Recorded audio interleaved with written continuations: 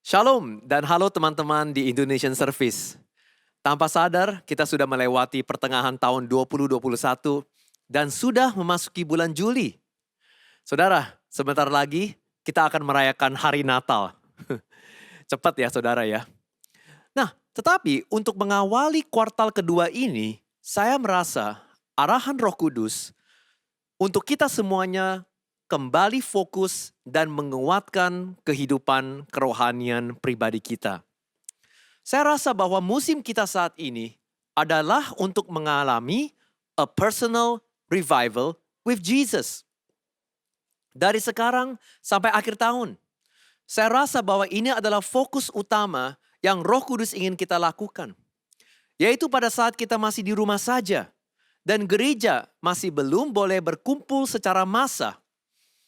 Tuhan ingin kita untuk fokus mentata kembali bahtera kita di dalam Tuhan. Indonesian Service, mari kita mendengar firman Tuhan dan membaca ayat ini di 2 Tawarik pasal 7:14. Dan ini adalah ayat yang kita semuanya sudah kenal, saudara.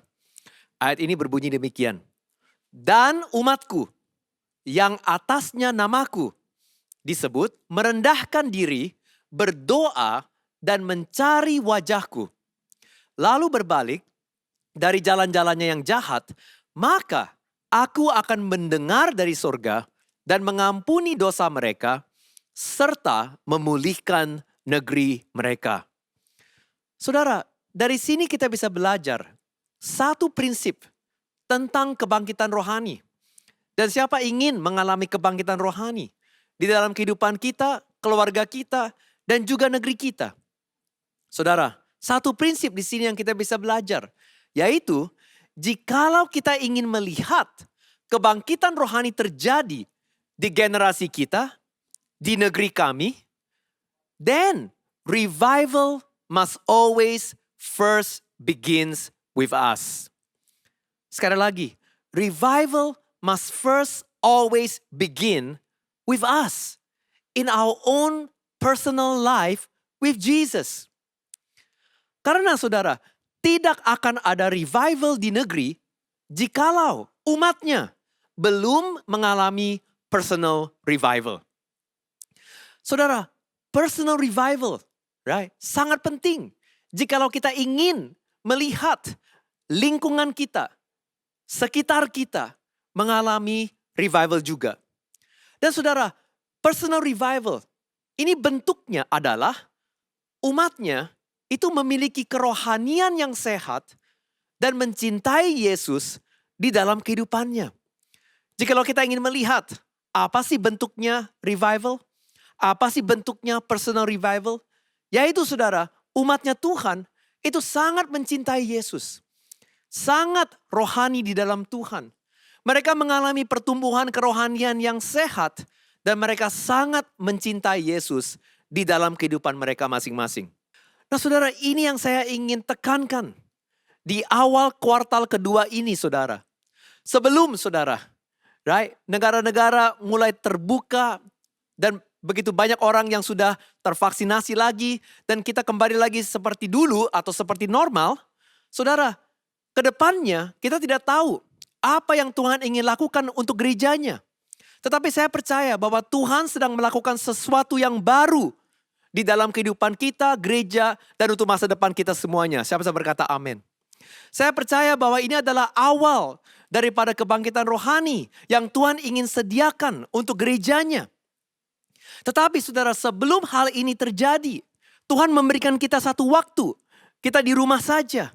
Yaitu saudara, kita harus memakai masa-masa seperti ini untuk membangun kembali bahtera kita. Untuk membangun kembali kerohanian kehidupan kita masing-masing. Untuk kembali lagi mengalami saudara personal revival in Jesus. Berarti saudara umatnya harus kembali lagi kepada kerohanian. Katakan kepada saudara masing-masing di rumah. Saya harus fokus kepada kerohanian. Haleluya. Nah saudara, apa sih itu kerohanian? Maksudnya apa Pastor Aris? Pada saat kamu berkata kita harus terfokus kepada kerohanian. Nah, kerohanian adalah kita itu memberi perhatian kepada pertumbuhan rohani di dalam diri kita dan ingin berjalan sehati bersama Tuhan. Sekali lagi saudara, kerohanian adalah saat kita memberi perhatian kepada pertumbuhan rohani di dalam diri kita dan kehidupan kita. Kita berjalan sehati bersama Tuhan.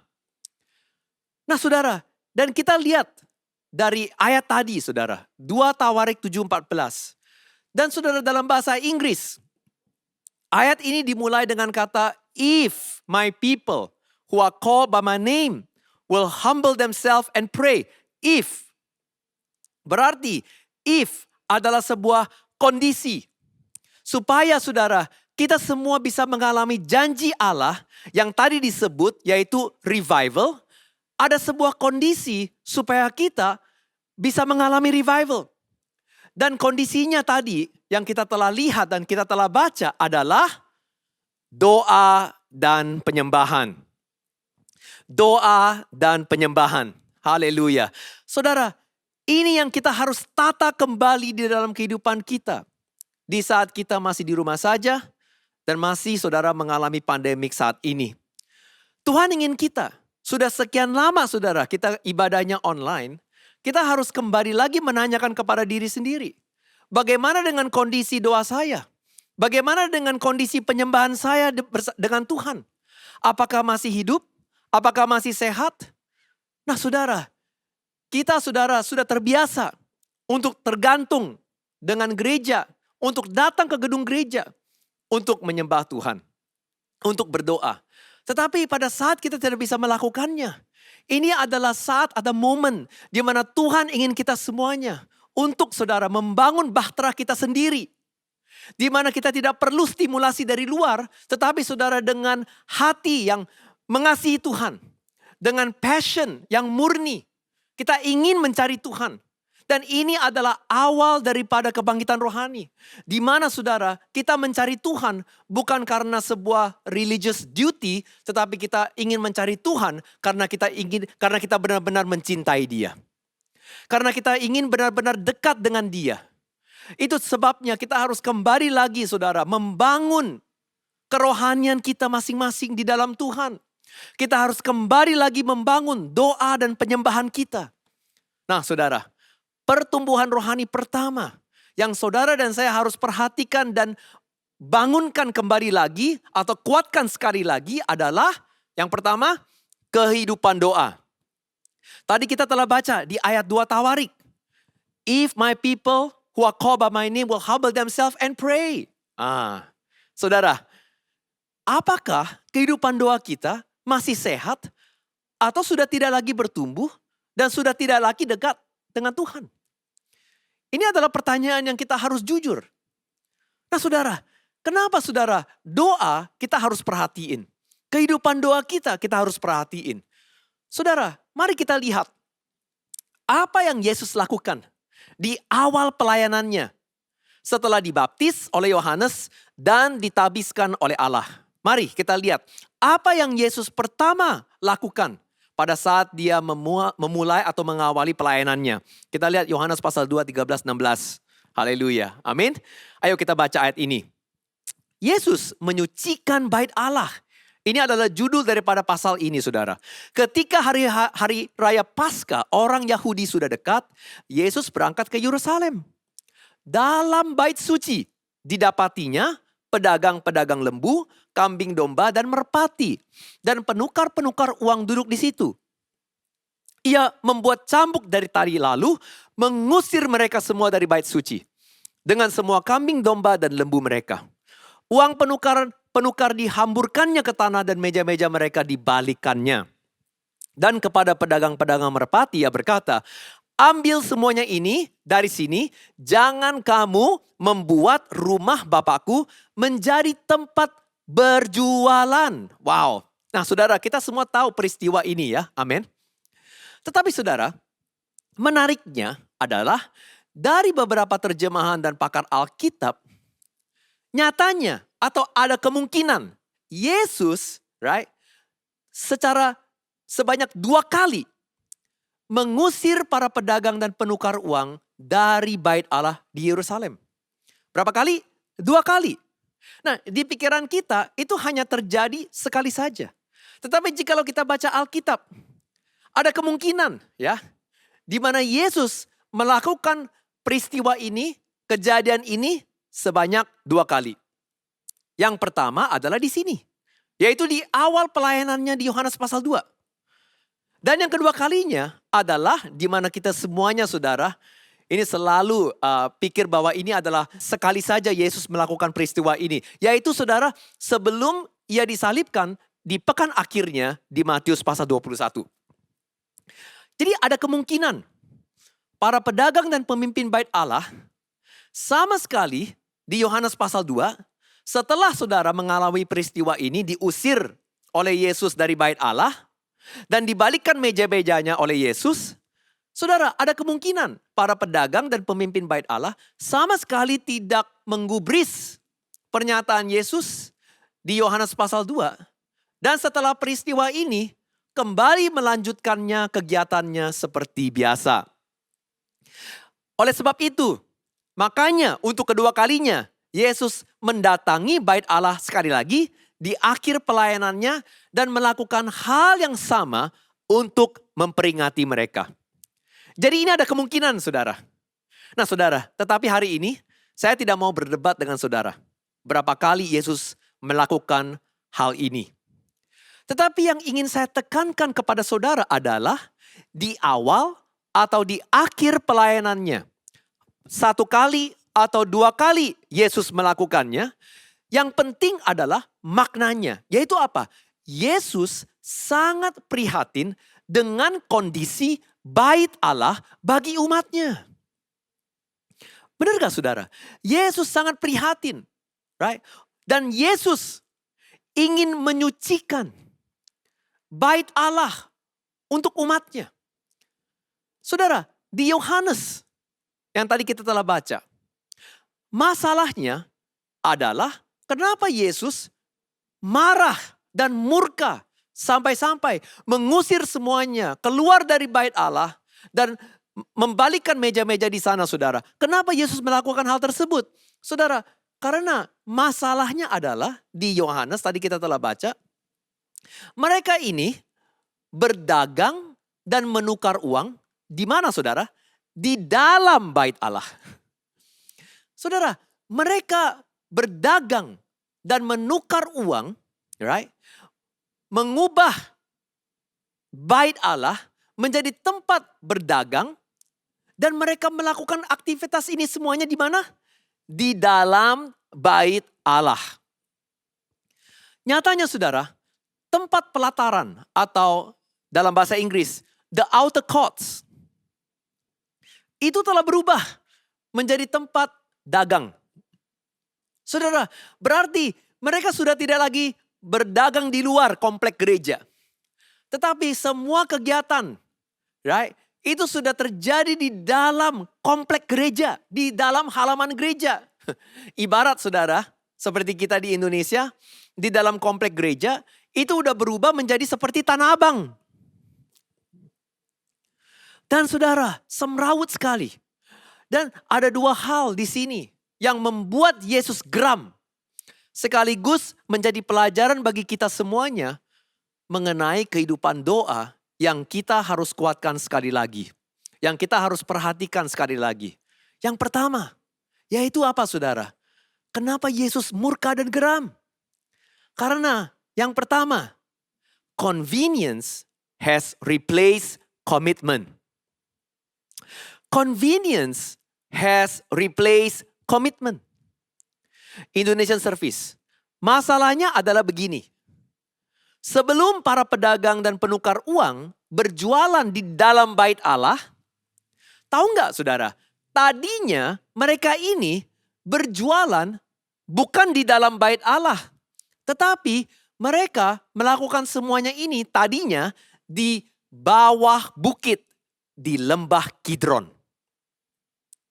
Di bawah bukit, di lembah Kidron, along the slopes of Mount Olives, menuju bait Allah yang terletak di atas bukit. Saudara, para peziarah.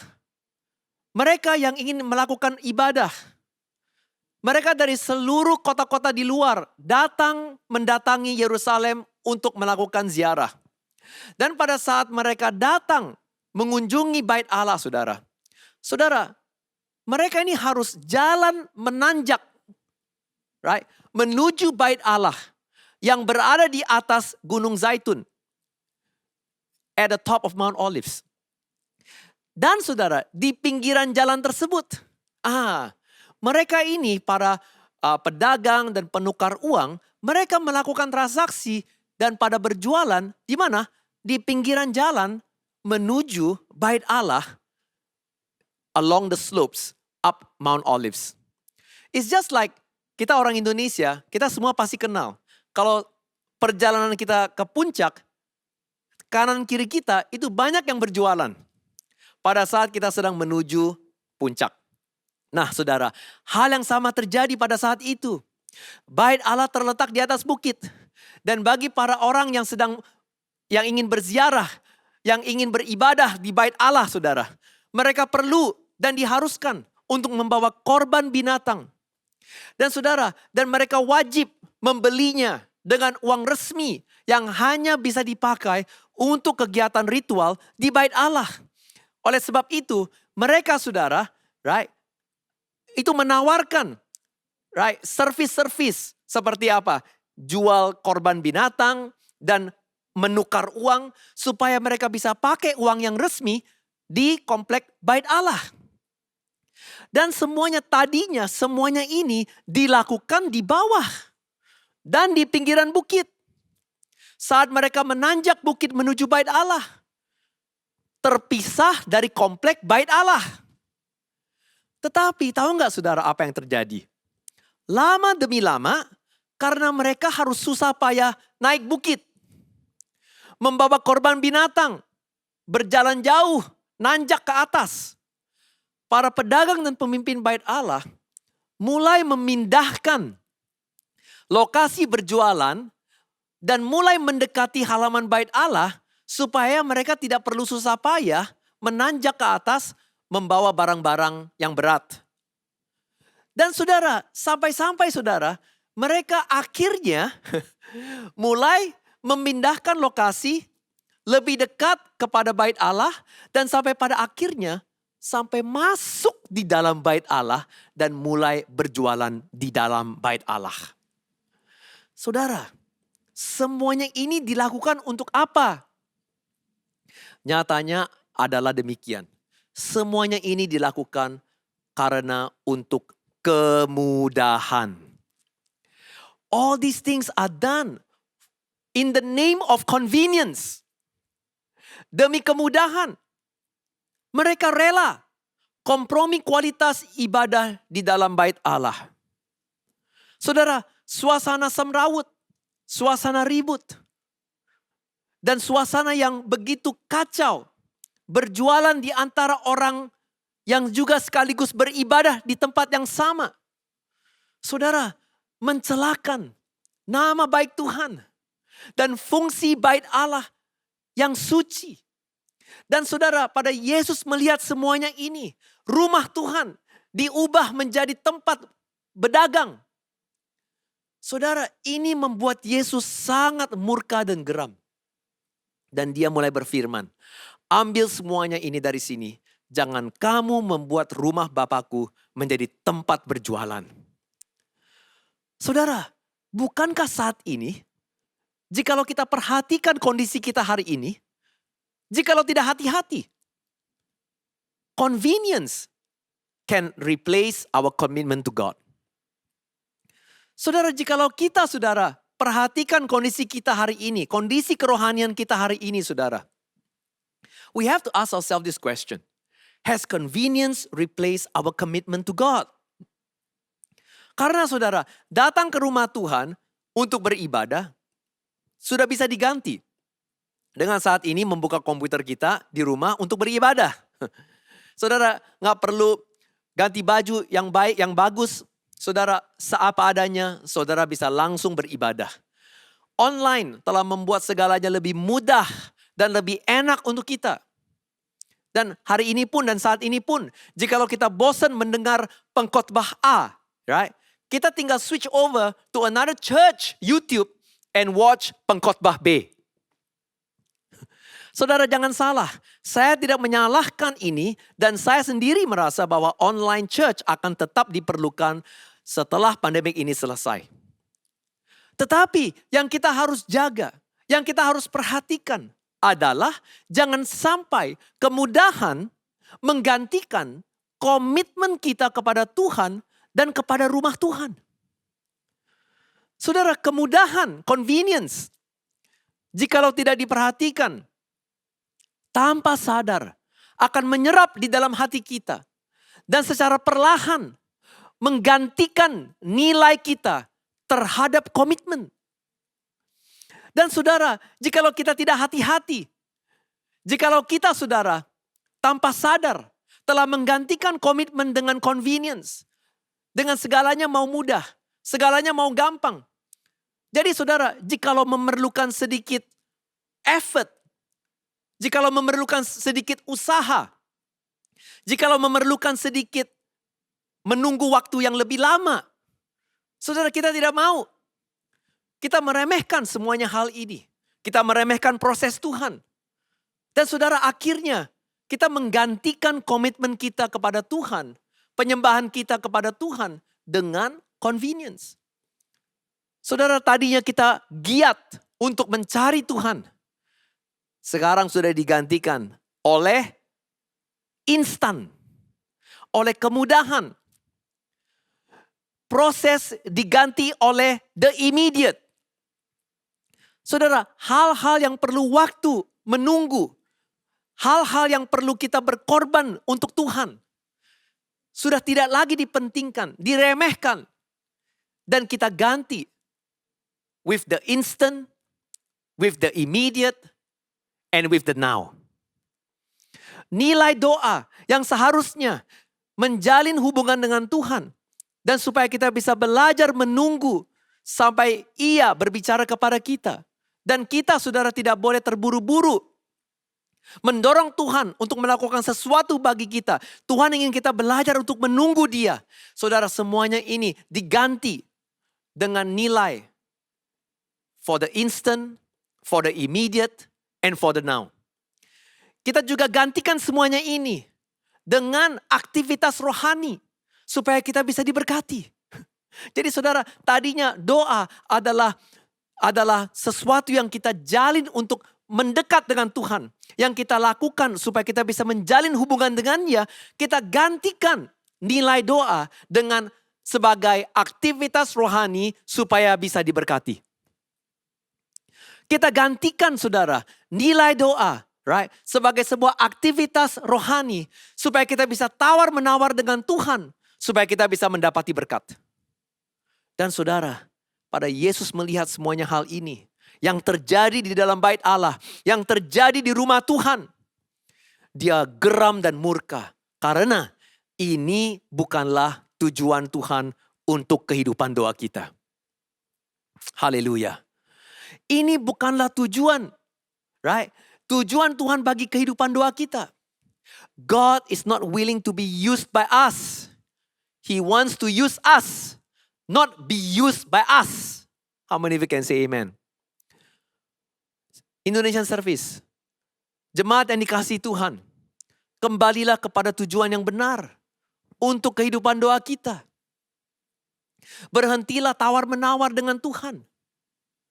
Jangan memakai doa sebagai bahan tawaran untuk mendapati berkat dari Tuhan. Kembali kepada tujuan suci doa. Yaitu saudara, tujuan doa adalah supaya kita bisa dekat dengan Tuhan. Supaya kita bisa menjalin hubungan dengan Dia. Dan supaya kita bisa mencintai Dia lebih dalam lagi. Bukan dipakai sebagai sebuah alat untuk supaya Tuhan memberkati kita. Saudara, pada saat Yesus melihat bait Allah diubah menjadi tempat dagang. Saudara, ini adalah yang terjadi pada saat saudara, convenience has replaced commitment. Tanpa sadar itu akan mengubah nilai kehidupan doa kita. Ya, yaitu kita ingin semuanya adalah sajian cepat. Dan jikalau hati kita saudara, right? Jikalau hati kita tidak benar, jikalau hati kita jauh dari Tuhan, kita akan memakai berkat-Nya supaya saudara kita bisa merasakan dekat dengan Tuhan. Oh haleluya. Tetapi saudara, tujuan doa adalah supaya kita dekat dengan Tuhan. Supaya kita bisa menjalin hubungan yang erat dengan Tuhan. Ini adalah tujuan doa. Bukan untuk mendapati berkat. Tetapi saudara, jikalau hati kita menjadi benar dan kita dekat dengan Dia. Saudara, Alkitab berkata kepada kita, Lukas 12, 31, 32. Tetapi carilah kerajaannya, maka semuanya itu akan ditambahkan juga kepadamu. Ditambahkan kepadamu. Janganlah takut, hai kamu kawanan kecil, karena Bapamu telah berkenan memberikan kamu kerajaan itu. Saudara, nyatanya adalah demikian. Tuhan Allah Bapa yang sungguh mengasihi kita, itu saudara tidak segan-segan ingin memberkati kita. Jadi saudara, gak perlu kita minta kepadanya, dia sudah terlebih dulu tahu apa keperluan kamu, dan dia sudah siap memberkati engkau dengan berkat yang dia sudah tentukan bagi saudara. Jadi saudara, yang dia ingin daripada saudara adalah apa? Dekat dengan dia. Hubungan yang erat dengan dia. Doa kita penuh dengan kata-kata cinta.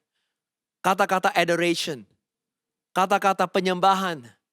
Di mana kita ingin dekat dengan dia. Di mana kita ingin saudara masuk lebih dalam lagi bersama-sama dengan dia. Bukan untuk meminta berkat terus-menerus dari dia. Saudara, ini yang kita harus kembalikan. Ini yang kita harus tata kembali. Ini yang kita harus kuatkan sekali lagi di dalam kehidupan kita. Pada saat kita masih di rumah saja, masih belum bisa berkumpul di dalam gedung gereja. Yaitu kehidupan doa kita secara pribadi. Apakah masih sehat? Atau apakah karena convenience kita sudah berubah nilai kehidupan doa kita? Ayo, Indonesian Service. Kita kembali lagi dengan kehidupan doa yang benar. Dan kita masuk ke dalam hadirat Tuhan. Lebih dalam lagi. Lebih erat lagi dengan Tuhan. Lebih dekat lagi dengan hadiratnya. Siapa bisa berkata amin? Mari kita beri kemuliaan terbaik bagi Tuhan Yesus. Haleluya. Saudara, hal kedua yang kita harus tata kembali di dalam kehidupan kerohanian kita adalah, yang pertama tadi adalah kehidupan doa.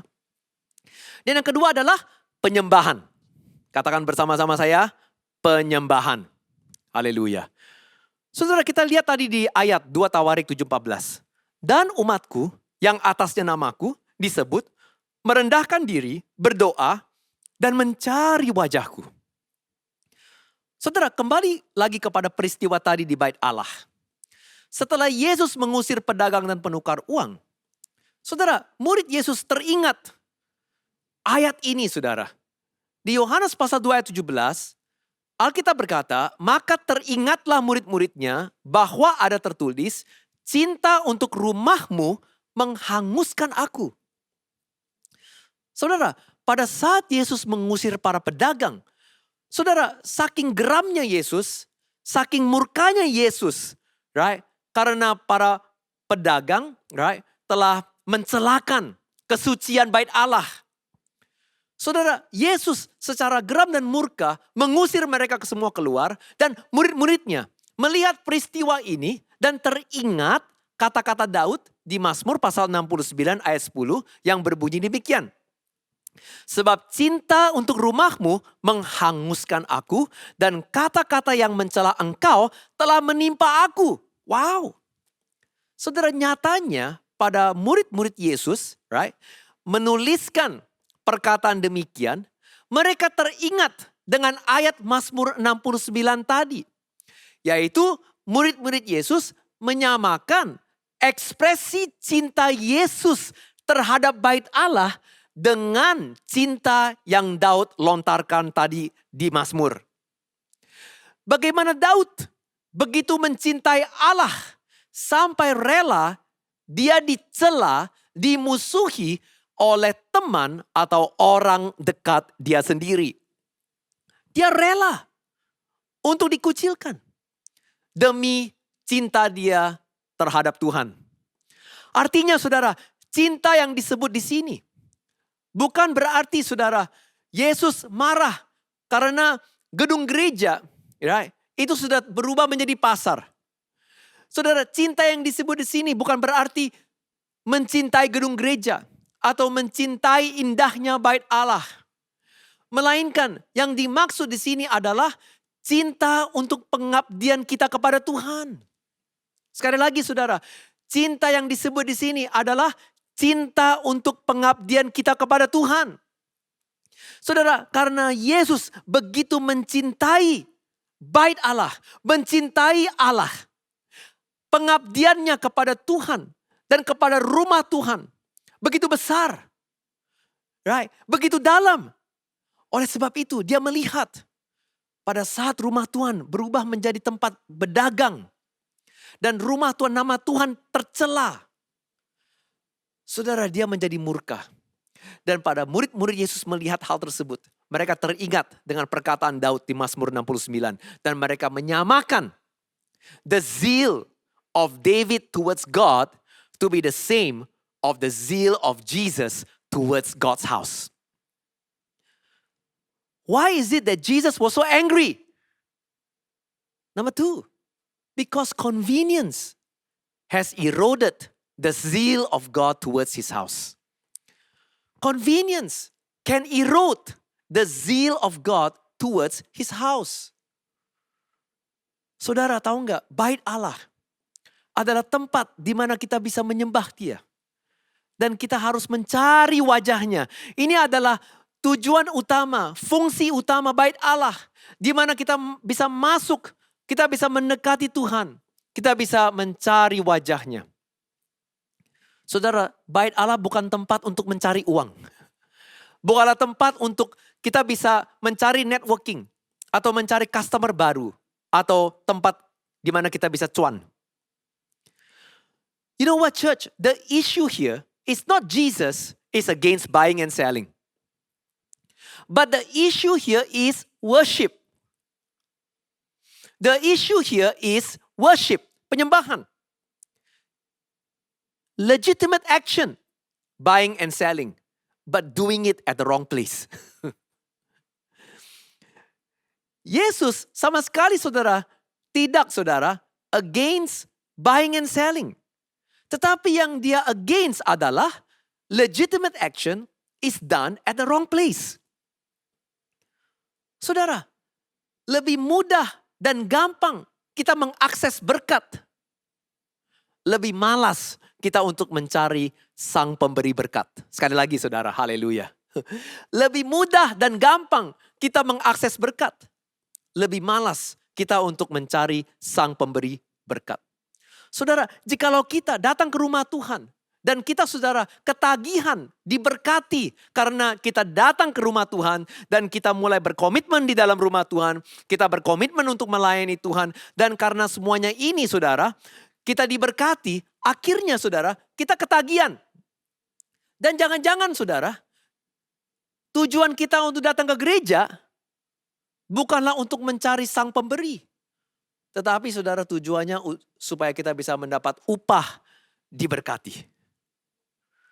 Dan saudara, kita menggantikan tempat penyembahan sebagai alat atau pasar. Supaya kita bisa mendapati berkat, tawar-menawar dengan Tuhan. Dan kita bisa diupahi dengan berkat. Dan jikalau berkat tidak lagi mudah terakses di sini, kita juga akan berhenti penyembahannya. Dan mudah untuk ganti ke tempat penyembahan yang lain.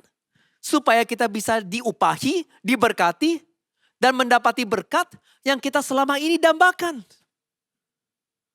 Jadi saudara, kita menjadi malas untuk masuk ke hadirat Tuhan. Kita menjadi malas untuk mencari Tuhan. Kita menjadi malas untuk mencari Tuhan yang kita tidak bisa lihat. Yang kita mau adalah sesuatu yang kita bisa lihat, yang kita bisa pegang, yang kita bisa rasakan, di mana saudara kita bisa diberkati. Kita menjadi malas untuk dig in, dig deeper, to grow in our love and our relationship with Jesus. Karena yang kita mau hanyalah instant growth, instant blessing. Kita tidak mau melewati proses untuk dibentuk serupa seperti Kristus. Yang kita mau adalah sajian cepat, berkat, dan immediate access dengan Tuhan. Saudara, ini yang membuat Yesus murka. Karena saudara, mereka yang datang untuk mengabdi kepada Tuhan, ya, bukan lagi datang saudara mencari Tuhan, tetapi saudara, mereka semuanya ini datang untuk apa? Untuk melakukan bisnis di rumah Tuhan. Saudara, di saat ini saudara, kita harus menanyakan kepada diri sendiri. Karena selama ini saudara melakukan ibadah online, apakah the convenience that we get to enjoy because of online has also eroded our zeal and passion towards God's house, towards God Himself. Saudara, cinta Tuhan, apakah karena berkat atau karena Dianya? Dan sering, jikalau selalu yang kita mau adalah yang gampang dan yang mudah. Dan jikalau kita sudah terlalu terbiasa dengan yang gampang dan yang mudah, saudara, hati-hati, karena tanpa sadar, nilai penyembahan kita pun juga ikut berubah. Dan jikalau nilai penyembahan kita juga ikut berubah dan kita tidak sadar, bahayanya adalah, saudara, sedikit saja kita menyamping di hati.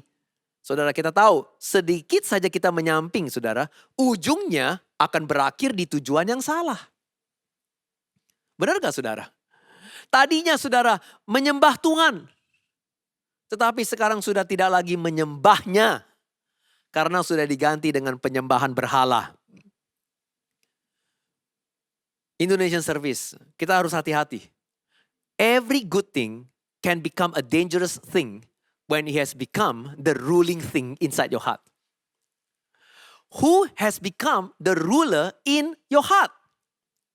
Itu sebabnya Pastor Kong saat ini sedang menekankan pengajaran the kingdom of God. Karena dia berfirman, the kingdom of God is about making Jesus the ruler inside your heart. We are the temple of the Holy Spirit. Kita, tubuh ini adalah bait Allah. Dan jikalau bait Allah ini hanya dipakai untuk berdagang, okay, right? Untuk dipakai untuk penukaran uang, dipakai untuk mendapati berkat. Saudara, kita harus hati-hati. Siapa yang telah menjadi Tuhan di dalam hati kita. Itu sebabnya saudara, segala nilai yang salah yang ada di dalam bait Allah ini, Tuhan ingin kita semuanya hilangkan. Hanya pada saat saudara, kita berdiam di dalam hadiratnya. Tanpa keributan, kesemrawutan, tanpa kesibukan, jual beli saudara. Bait Allah saudara harus menjadi tempat di mana kita saudara bisa berdiam di dalam hadiratnya. Itu sebabnya bait Allah ini, tubuh kita ini saudara, harus juga saudara diluangkan waktu untuk bisa berdiam di dalam hadiratnya. Supaya kita bisa menyembahnya. Supaya kita bisa melihat wajahnya. Kenapa? Karena pada saat kita menyembah Dia, melihat wajahnya yang begitu mulia, saudara, segalanya yang kita lakukan, yang kita rasakan akan menjadi terang dan jelas bagi kita. Terang dan jelas bagi kita. Yaitu supaya kita semua dibuat sadar yang mana yang baik dan yang mana berkenan di kehidupan Tuhan, kepada Tuhan. Saudara, kehidupan kita saudara, kita semua ingin melakukan yang baik. Tetapi belum tentu kegiatan semuanya ini berkenan kepada Tuhan. Kita juga bisa sadar yang mana yang salah dan yang mana yang benar. Yang mana telah menjadi benda berhala dan yang apa sudah menggantikan Tuhan di hati saudara. Saudara, pada saat kita menyembah Dia, pada saat saudara kita bisa berdiam, mendengar suara Tuhan, melihat wajahnya, segalanya akan menjadi jelas. Segalanya akan menjadi jelas dan benar. Tipu muslihat iblis akan terbongkar. Dan saudara mampu melihat dengan jelas rencana iblis yang sedang menggerogoti iman saudara secara perlahan. Saudara, Mazmur 46 ayat 11 berkata demikian. Diamlah dan ketahuilah bahwa akulah Allah. Jikalau kita tidak bisa diam, jikalau kita selalu sibuk, jikalau kita semrawut di dalam kehidupan kita, kita tidak akan bisa mengenal Tuhan di dalam kehidupan kita. Dan saudara, Alkitab ayat ini berfirman, aku ditinggikan di antara bangsa-bangsa, ditinggikan di bumi. Oh, saudara, ini berarti lebih saudara menyembah dia, meninggikan dia di dalam kehidupan kita. Di bumi dan di surga. Saudara, lebih jelas siapalah Allah di kehidupan kita. Siapalah Tuhan yang sedang saudara ruling inside our heart. Caranya lewat penyembahan. Lewat penyembahan. Pada saat kita melihat wajahnya. Kemuliaannya. Terangnya. Akan membuat segalanya menjadi jelas. Di dalam kehidupan kita. Siapa adalah Tuhan di dalam kehidupan kita. Lewat penyembahan. Saudara, jangan sampai cinta kita untuk penyembahan kepada Tuhan lenyap. Saudara, di musim online sekarang ini, memang sulit bagi kita semuanya untuk menyembah Tuhan. Sudah tidak bisa lagi menyanyi dengan nyaring di rumah Tuhan. Sudah tidak bisa menari bertepuk tangan bersama saudara seiman di gereja. Saudara, setiap kali saudara saya mendengar pujian sembah di Indonesian Service, begitu saya saudara kangen sekali untuk bisa berkumpul bersama di rumah Tuhan. Untuk menyanyi, bertepuk tangan, dan menari di hadapan Tuhan bersama saudara seiman untuk memuji nama Tuhan Yesus. Karena saudara, lagu-lagu Indonesia begitu berirama. Siapa bisa berkata amin? Amin, right? Tetapi saat ini untuk menyanyi, bertepuk tangan di depan komputer, di antara keluarga, sangat tidak kondusif dan nyaman. Setuju gak saudara? Memang susah melakukannya. Saya sadar dan saya tahu. Tetapi saudara, kita juga harus secara bersamaan sadar dan harus hati-hati. Jangan sampai cinta kita untuk penyembahan juga ikut pudar. Sudikah saudara untuk menyembah dia di hati, di dalam kamar saudara, meluangkan waktu, menyembunyikan diri sendiri bersama dengan Tuhan untuk memuji sembah dia di luang waktu saudara. Maukah saudara tetap menyanyi dan membuka suara saudara kepada Tuhan di kediaman pribadi saudara? Sekaligus membangun kembali bahtera saudara dengan Tuhan. Oh saudara, if my people who are called by my name will humble themselves and pray and seek my face. Prayer and seeking God's face. Doa dan penyembahan. Ini adalah kehidupan rohani yang begitu mendasar, tetapi sangat penting untuk pertumbuhan iman dan rohani kita. Dan sekaligus kriteria utama untuk saudara membawa kebangkitan rohani di dalam kehidupan kita dan juga lingkungan kita. Saya harap hari ini saudara, lewat firman Tuhan yang hidup, mampu mendorong saudara untuk melihat kembali betapa pentingnya dua hal dasar ini di kehidupan kita masing-masing. Dan di masa pandemi yang berkepanjangan ini, iblis ingin melemahkan kehidupan rohani kita semuanya. Ayo saudara, kita mentata kembali kehidupan rohani kita. Saudara, iblis melihat betapa selama ini umatnya saudara sudah terlalu tergantung dengan kerumunan massa, dengan jumlah yang besar, dengan jumlah yang banyak. Karena apa? Karena kenapa? Lebih enak dan lebih gampang untuk ikut-ikutan. Ya, orang lain angkat tangan, kita juga ikut-ikutan angkat tangan. Orang lain menyembah Tuhan, kita juga ikut-ikutan menyembah Tuhan. Karena kenapa? Semuanya melakukan, kita juga ikut-ikutan. Dan saudara, seakan saudara gereja Tuhan terlihat dari luar baik, besar, dan luar biasa dan dahsyat. Tetapi saudara, iblis tahu, ya, jikalau dia bisa memecahkan gerejanya dan menghambat umat Tuhan untuk berkumpul bersama, dia tahu ini akan melemahkan gerejanya. Tetapi dia salah, saudara. Karena Alkitab berkata, firman berkata, the strength of the church is not in the large numbers. The strength of the church is in the twos and threes at home. Ayo kita mentata kembali kehidupan rohani kita. Doa dan penyembahan yang kuat. Dan kita mulai lagi dekat dengan Tuhan. Dan 2 Tawarik 7:14 berkata, dan umatku yang atasnya namaku disebut merendahkan diri, berdoa dan mencari wajahku. Lalu berbalik dari jalan-jalannya yang jahat. Maka aku akan mendengar dari surga dan mengampuni dosa mereka serta memulihkan negeri mereka. Oh haleluya. Indonesian Service, di sini kita diingatkan sekali lagi. Kita harus mau merendahkan hati kita. Saudara, awali kuartal kedua ini dengan kerendahan hati. Yaitu kita mau berdoa. Kita mau menyembah. Saudara, jikalau kita ingin mendekat Tuhan. Jikalau kita ingin berdoa. Mentata kembali kehidupan kerohanian kita. Kita harus mengawalinya dengan kerendahan hati. Kerendahan hati artinya adalah kita sadar bahwa kita ini jauh dari Tuhan.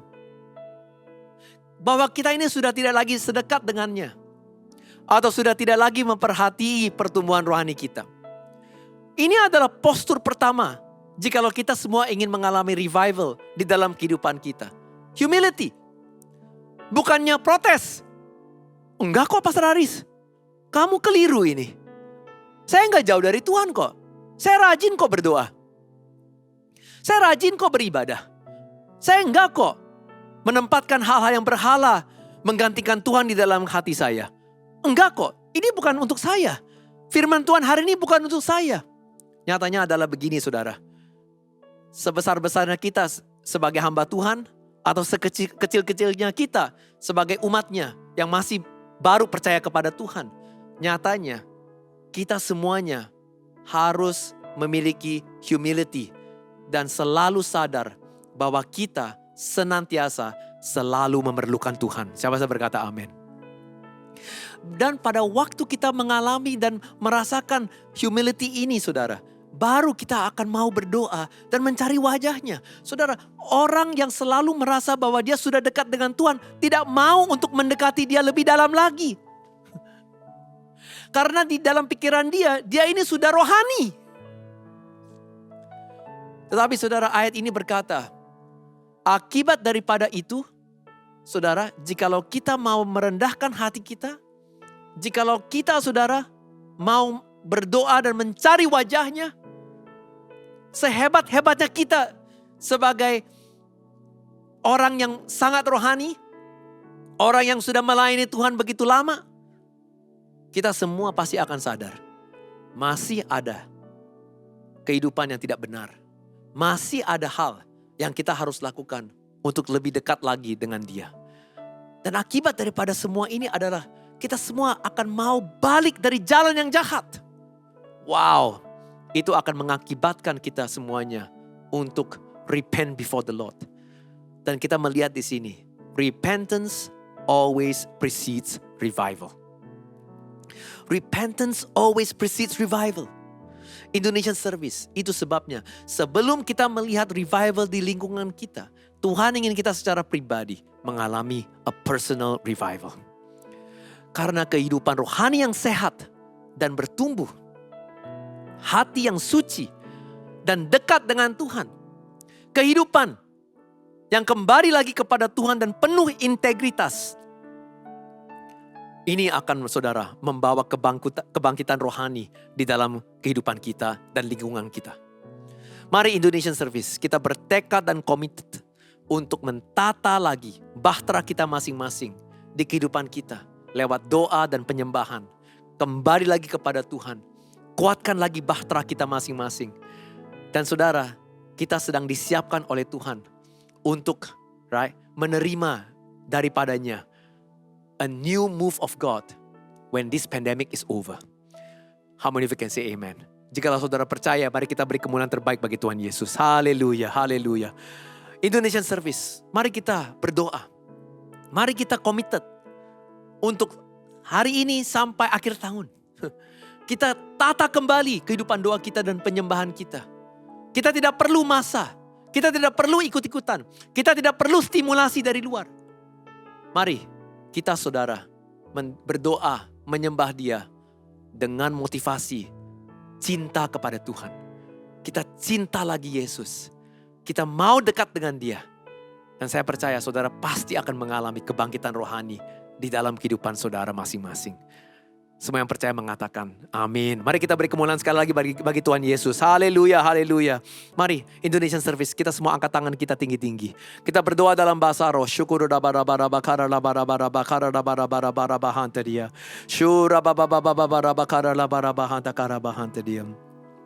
Saudara dikasih Tuhan. Siapa di antara saudara yang hari ini setelah mendengar firman Tuhan bertekad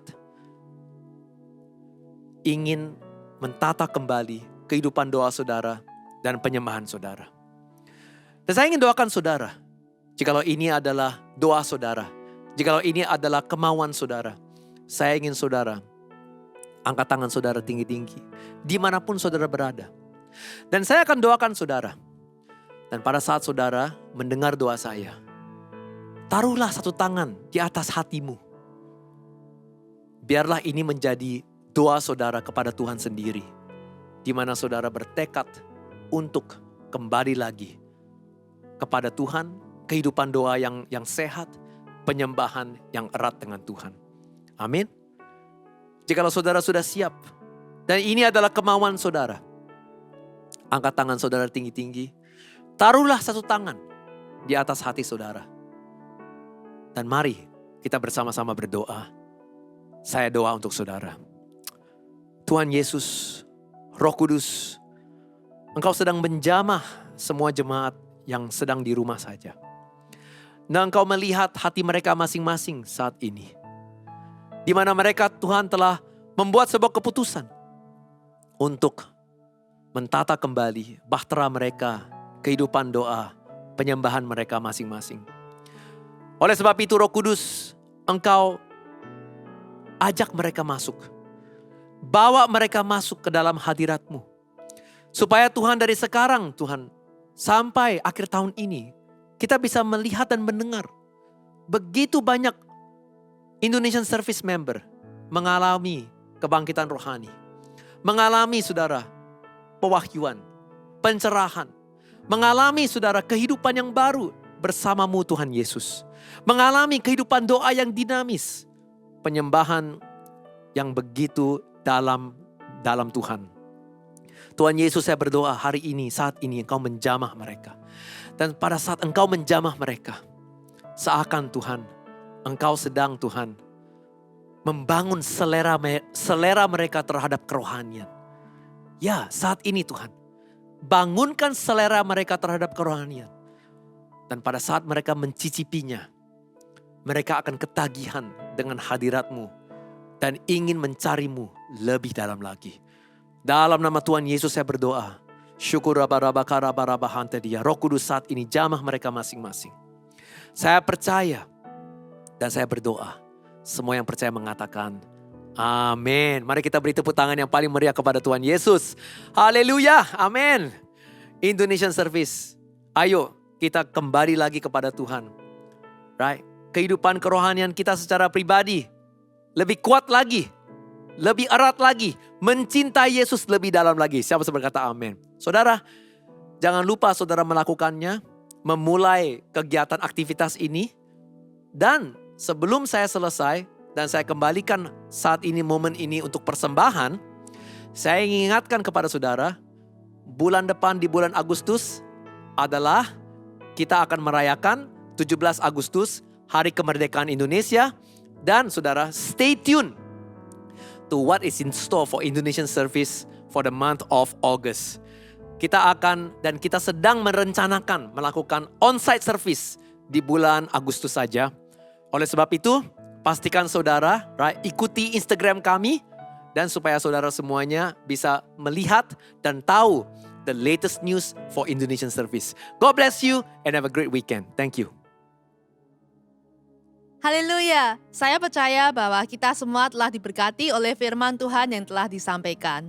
Sekarang saatnya kita menyiapkan hati kita untuk memberi kepada Tuhan.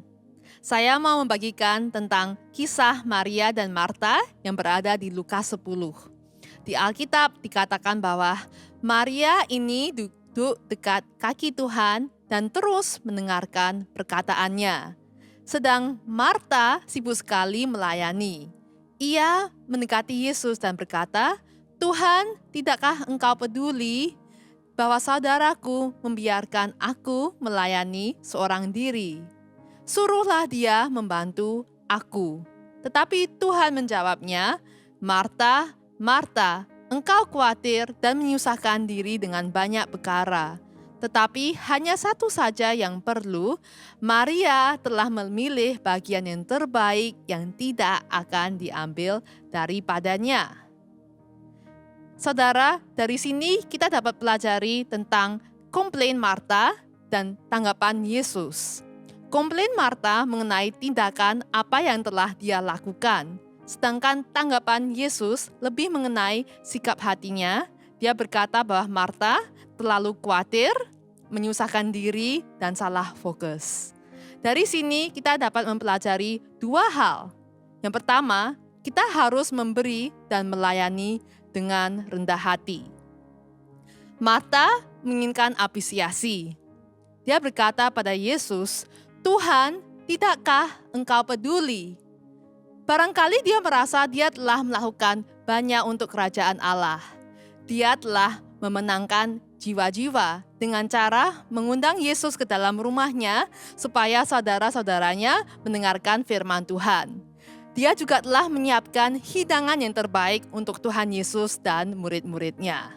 Dan dia bekerja sangat keras sekali untuk memberikan yang terbaik. Tetapi yang dia fokuskan adalah tindakannya, dan dia mengharapkan pujian. Pada akhirnya, dia salah fokus. Yang dia fokuskan adalah tindakan yang dia telah lakukan. Tetapi saudara-saudari, mari pada hari ini kita saat memberi, kita fokus bukan pada tindakan, bukan pada seberapa banyak kita memberi atau seberapa sering kita memberi, tetapi marilah kita menyiapkan hati kita supaya kita memberi dengan hati yang terbaik untuk Tuhan. Bagian kedua, kita tidak boleh membanding-bandingkan diri kita dengan orang lain. Mata melihat bahwa Maria duduk dengan tenang dan mendengarkan Tuhan Yesus. Sedangkan dirinya sendiri sangat sibuk sekali. Dia berkata pada Tuhan untuk menyuruh saudaranya membantunya. Menurut seorang pakar psikologi, kita cenderung menggunakan 10% dari pikiran kita untuk membanding-bandingkan diri kita dengan orang lain. Kita melihat akun Instagram kita dan melihat foto-foto teman kita. Mereka jalan-jalan ke tempat-tempat terkenal, mereka makan di rumah makan yang mewah, dan foto-foto mereka kualitasnya lebih baik daripada foto-foto kita. Kita mulai berpikir, kenapa kehidupan kita tidak seperti mereka? Dan kita mempunyai sebuah ambisi untuk menjadi lebih baik daripada orang lain. Akibatnya kita kerja keras untuk mencapai itu. Tetapi Yesus berkata kepada Marta bahwa dia salah fokus. Dia bilang bahwa Marta terlalu menyusahkan dirinya sendiri. Saudara, mari kita saat memberi, kita fokus pada hal yang benar. Jangan sampai kita lupa gambaran besar bahwa yang terutama dalam kehidupan ini adalah untuk menikmati hadirat Tuhan. Saat kita memberi, mari kita memberikan dengan hati dan pikiran kita yang terbaik. Kita memberi persembahan, perpuluhan kita, dan kita juga bisa memberikan komitmen untuk memberikan 10 dari pikiran kita yang biasanya kita pakai untuk membanding-bandingkan diri kita dengan orang lain atau dengan menyusahkan diri kita dengan ambisi kita sendiri. Dan kita berikan kepada Tuhan supaya kita bisa menikmati pikiran waktu kita dengan Tuhan di dalam hadirat-Nya. Mari kita siapkan hati kita, mari kita siapkan pemberian kita. Saudara bisa memberi melalui QR Code dan opsi-opsi yang tertera pada layar. Dan sebelum kita memberi, mari kita berdoa. Bapa, terima kasih Tuhan, pada kesempatan hari ini kami diperbolehkan memberi yang terbaik kepadamu. Bapa, kami berdoa Tuhan supaya kami boleh belajar untuk memberi dengan pikiran, dengan hati yang tertuju padamu Bapa, bukan fokus kepada pemberiannya saja, tetapi fokus kepadamu. Bapa, kami berdoa Tuhan, berkati tangan-tangan yang memberi pada hari ini. Terima kasih Tuhan Yesus, dalam nama Yesus kami berdoa dan mengucap syukur. Amin. Mari kita siapkan pemberian kita, dan mari kita memberi dengan senyuman, karena Allah mengasihi orang-orang yang memberi dengan sukacita. Terima kasih saudara-saudara telah bergabung bersama kami di ibadah Indonesian Service. Sampai jumpa di bulan Agustus. Tuhan Yesus memberkati.